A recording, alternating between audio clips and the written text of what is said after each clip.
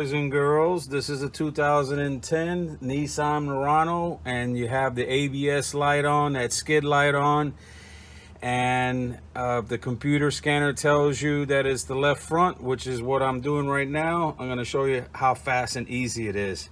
Take the wheel off, come right behind the rotor.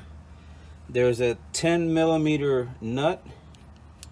All you got to do is unscrew it.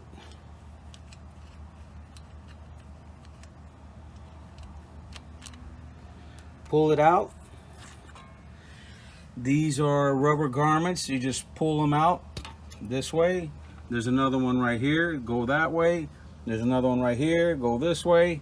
And then it plugs in. Pull this flat back over here.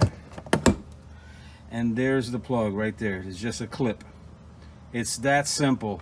Don't let any idiot charge you $50 to do this job that's only going to take you 7 minutes, 6 minutes, 5 minutes. All right, if you have any questions, don't hesitate to ask. Remember, this is a free YouTube channel.